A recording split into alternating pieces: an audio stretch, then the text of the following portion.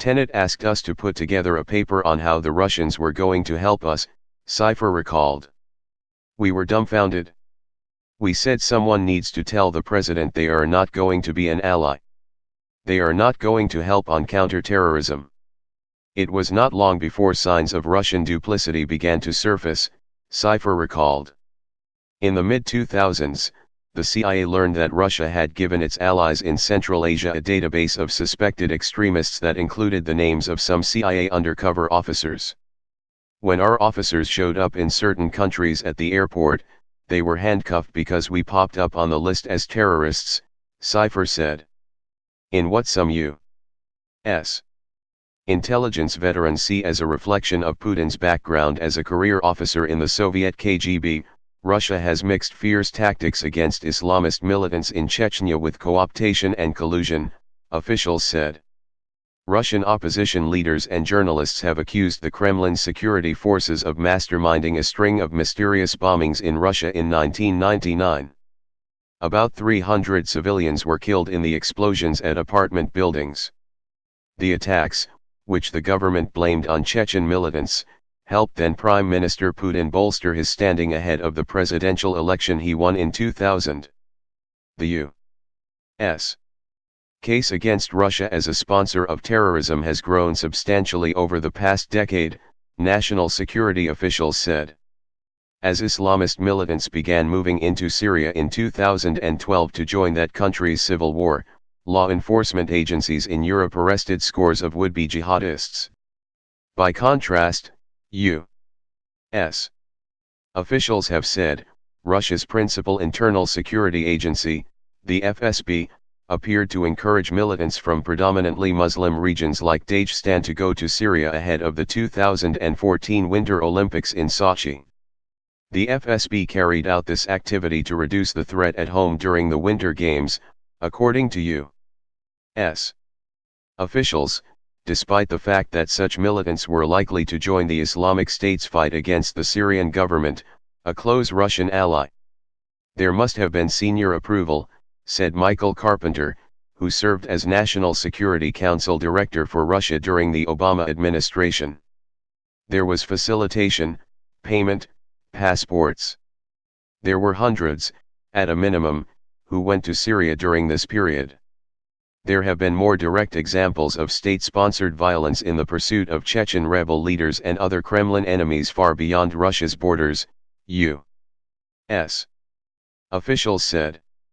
Russian spies have been convicted of or accused of murdering suspected Islamist extremists in Dubai, Qatar, and Turkey, according to officials, court verdicts, and published reports.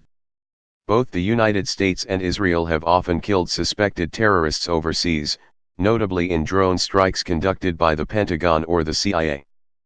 But Russia has targeted its own exiled political dissidents with growing frequency and action that would qualify as terrorism under U.S. law if there is an intent to intimidate a group of people. In the Skripal case in England, Carpenter said, the seemingly obvious signature of the nerve agent used to try to kill the exiled Russian spy on March 4 was integral to the plot. I think the Russians planned it as a hit that would lead everyone to think the Kremlin was behind it, and that would spread a chill among former spies, he said. Is it terrorism? Yes. It targets that population of former Russian spies and dissidents and sends a message to stop cooperating with the West. Russia had convicted Skripal of working as a British double agent, but released him from prison and sent him to Britain in a spy swap in 2010. The former military intelligence officer, 66, had lived quietly for 8 years in the riverfront town of Salisbury until, British officials say, suspected Russian agents smeared the nerve agent Novichok on the handle of his front door. Skripal was in critical condition for weeks before his health began to improve. On Friday, he was released from the hospital. Authorities moved him to a secret location to continue his recovery. The other two victims, his 33-year-old daughter and a British police officer, were released from the hospital weeks ago. Prime Minister Theresa May has said that only Russia had the weapon, motive, and operational experience to carry out the plot, an assertion that U.S. intelligence officials have endorsed. Because the Russian state tightly controls access to Novichok, American intelligence officers think the order to use it had to have come from high-level officials, A.U.S. intelligence official said. Russian leaders have denied any involvement in the case, and have even accused the British security services of staging the attack themselves in order to frame Russia. After the director of the MI5 Domestic Intelligence Service said last week that the Kremlin was at risk of becoming an isolated pariah, the Russian embassy in London declared, "This shows to what lengths London is prepared to go in order to keep the Western Bloc in the UK-led confrontation with Russia." The Skripal attack recalled the 2006 assassination in London of Alexander Litvinenko, a former FSB officer who had also worked with Western intelligence services. After fleeing to London in 2000, Litvinenko had publicly accused Putin of plotting the 1999 bombings in Russia, among other crimes. He was killed by 2 Russian operatives who poisoned his tea with polonium-210, a rare radioactive substance produced by a Russian military laboratory. A British court convicted the 2 Russians in absentia, but one of them, Andrei Lugovoy, a retired KGB officer, received a medal from Putin and was elected to the Russian parliament. A dozen other suspicious deaths in Britain, the victims were Russian expatriates or Britons linked to them, drew less attention over the past 15 years. In the aftermath of the Skripal attack, however, British authorities said they would re-examine those cases, which prominently include the death of Boris Berezovsky, an exiled Russian oligarch and enemy of Putin who was initially ruled to have committed suicide in 2013. When Tillerson ordered the review of Russia's record on terrorism in March, State Department experts examined a history of Russian-sponsored violent activity in neighboring Ukraine as a key element of a case for designation. In 2004, an anti-Putin presidential candidate, Viktor Yushchenko, blamed Russian operatives for trying to kill him with dioxin. The poison badly disfigured Yushchenko, but he survived and won the Ukrainian election. In another case last October, Ukraine's Attorney General accused the Russian FSB of teaming with a politically connected gangster to assassinate a fugitive Russian legislator in Kiev. One of the most serious elements of the case against Russia, U.S. officials said, may be the government's alleged involvement in the shoot-down of a Malaysia Airlines flight by Russian-backed separatists in eastern Ukraine in 2014.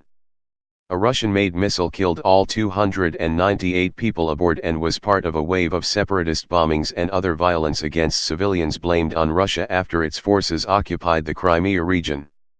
It is the current Russian regime that provided the missiles, the launcher, the software, the training, and perhaps even the triggerman to shoot down Malaysia Airlines Flight 17, Carpenter testified before a House Foreign Affairs Subcommittee in November. U.S. military commanders have also accused Russia of increasing support for the Taliban. Although the Afghan insurgency originated with the Islamic militant fighters who battled the Soviets during their occupation of Afghanistan in the 1980s, Russian forces have provided funding and small arms to the Taliban as part of an effort to undermine U.S. policy in the region, Pentagon officials have said. Amid calls for stronger retaliation against Russia for the Skripal case and its meddling in the 2016 elections, some members of Congress have pushed the Trump administration to consider designating Russia as a state sponsor of terrorism. Even if the case seems strong, U.S. officials say the action would imperil remaining lines of communication with Moscow and create legal problems for the United States in dealing with nations that do business with Russia. The Trump administration recognizes Russia's record, officials said, but senior intelligence officials have emphasized their continued support for a better counter-terrorism partnership with the Putin regime. U.S. intelligence agencies went so far as to extend a highly unusual invitation to Russian spy chiefs, which resulted in a meeting between the sides in January to discuss counter-terrorism cooperation. The directors of the FSB and the SVR, Russia's Foreign Intelligence Service, held talks in Washington with the then CIA Director, Pompeo, and the Director of National Intelligence, Dan Coats. The Americans reminded the spy chiefs that the CIA had relayed a lead that foiled a terrorist plot in St. Petersburg in December, but the Russians have so far declined to share any comparable intelligence, a U.S. intelligence official said. The intelligence agencies want to have a channel open to the Russians, the official said. Historically, at times of political tensions, the spy services have been able to de-escalate while presidents like Putin are playing to domestic audiences. It's important to keep that back channel. Critics of the meetings took a less optimistic view, saying the U.S. intelligence community sent a message that it is not serious about confronting Russia's aggressive conduct. The Salisbury attack just weeks later underscored the futility of the outreach effort, those experts said. These are the guys behind the interference campaign in the U.S.